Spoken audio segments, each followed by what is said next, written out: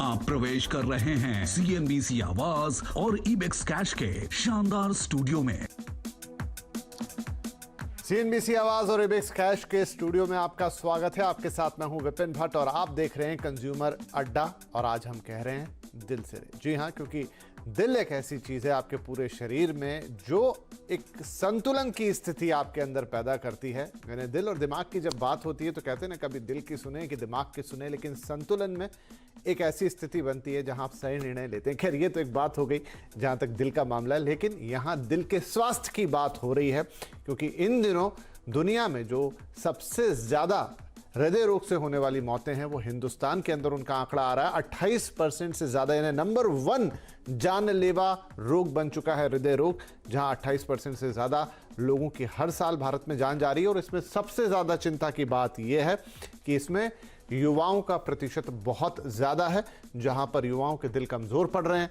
अब इसके पीछे के कारण मोटे मोटे तो हम सब जानते हैं, लेकिन ऐसा क्या है कि यह घट रहा है और इसे कैसे रोका जा सकता है, आज इसी पर बात होगी। मौका भी बड़ा है और इसीलिए हमने 2 खास मेहमान बुलाए हैं। हमारे साथ कार्यक्रम में शामिल हो रहे हैं डॉक्टर MU रब्बानी। आप चेयरमैन हैं कार्डियोलॉजी विभाग के जैन मेडिकल कॉलेज, साथ ही आप प्रेसिडेंट हैं कार्डियोलॉजी सोसाइटी ऑफ इंडिया के। सर, बहुत स्वागत है आपका।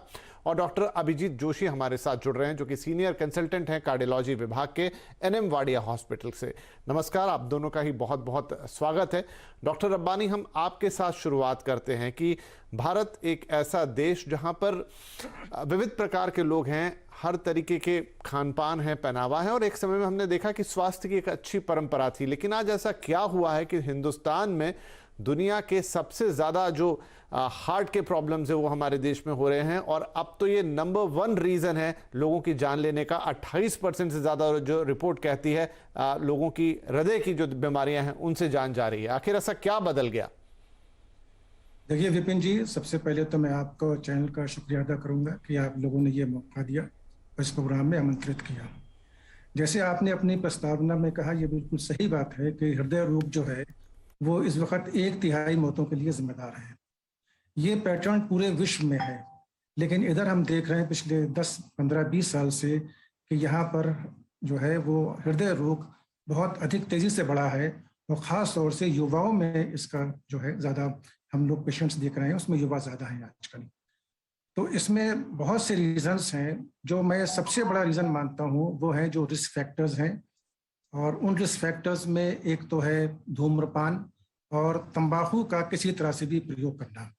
ख़ास तौर से युवाओं में अगर ये किया जाए तो हृदय रोग 4 से 5 गुना अधिक हो जाता है, और न सिर्फ हृदय रोग बढ़ता है बल्कि आकस्मिक मृत्यु के चांस जो होते हैं वो बहुत अधिक बढ़ जाते हैं। दूसरे ये है कि जो हमारा खान पान है, जो हमारा असंतुलित डाइट कह सकते हैं, और बिल्कुल एक निष्क्रिय जीवन को गुजारना जिसमें कोई रेगुलर व्यायाम नहीं है, नियमित व्यायाम नहीं करते हैं। तो ये जो इसके अलावा जो बीमारियां हो सकती हैं जिनमें हार्ट रोग, इसमें हृदय रोग ज़्यादा होता है, जैसे डायबिटीज़ के मरीज़, ब्लड प्रेशर, जिनका अधिक कोलेस्ट्रॉल है। तो एक स्टडी में देखा गया है कि 90% जो हृदय रोग होता है, हार्ट अटैक होता है, वो उन्हीं लोगों में होता है जिनमें ये रिस्क फैक्टर ज़्यादा होते हैं, जिसमें 1 होगा, 2 होगा, 3 होगा, उसी लिहाज से हृदय रोग होने की संभावना अधिक हो जाती है।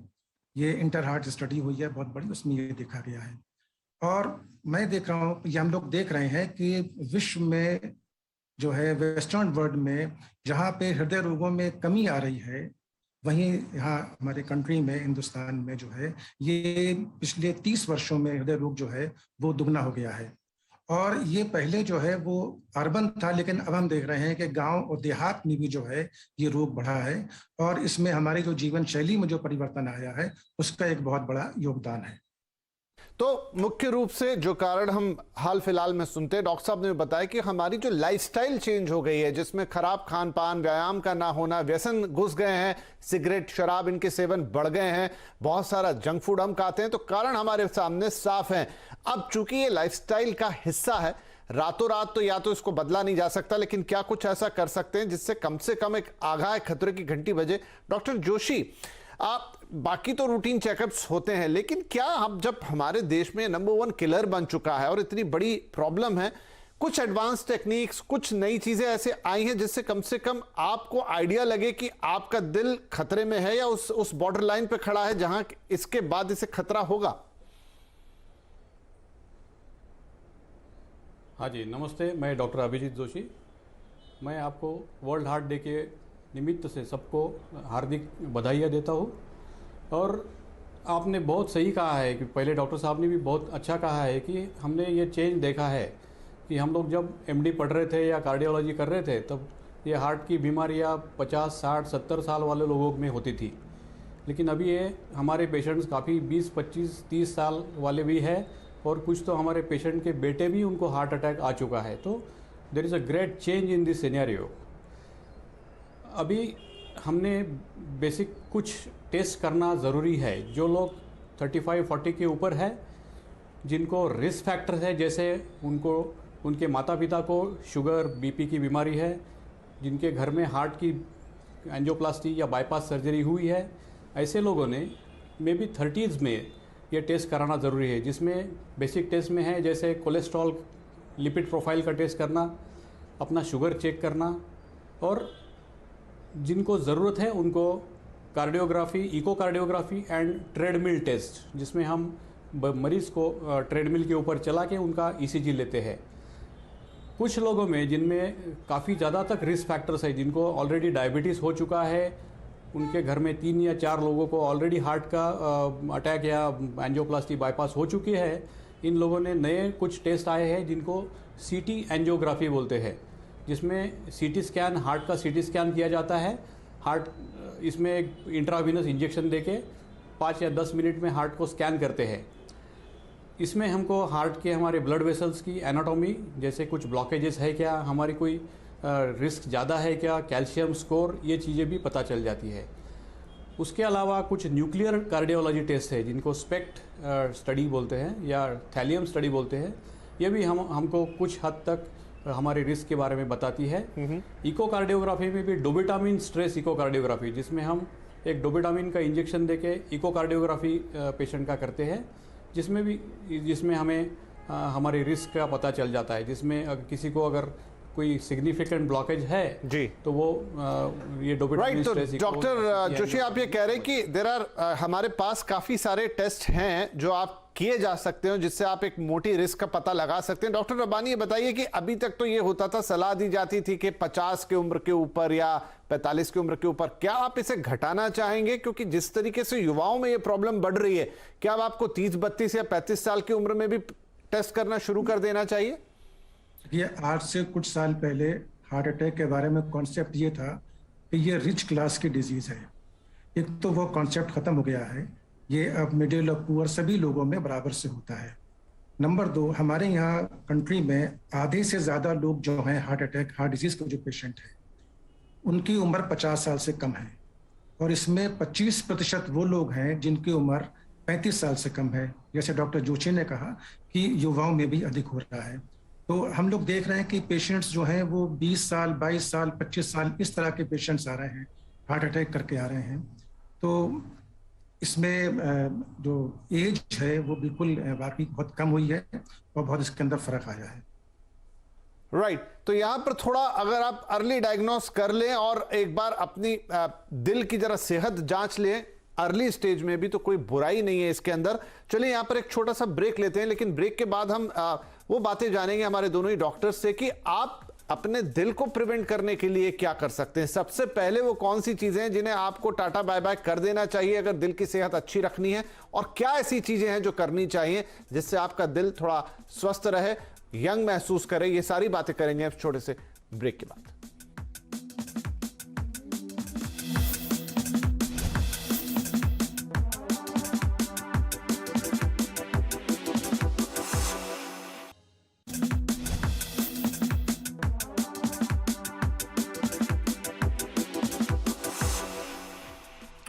Welcome back. कंज्यूमर अड्डा में आज बात हो रही है हमारी दिल की सेहत की, और हम बात कर रहे हैं दिल से।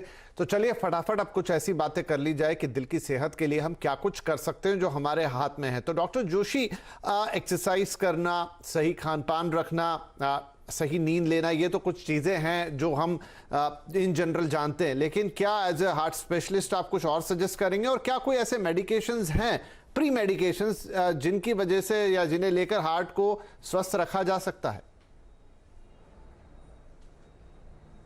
हाँ जी, जैसे हार्ट में जो रिस्क फैक्टर्स है, जैसे diabetes, high blood pressure, abnormal cholesterol, obesity, lack of exercise and mental stress, जो हम यंग लोगों में ज़्यादा देख रहे हैं।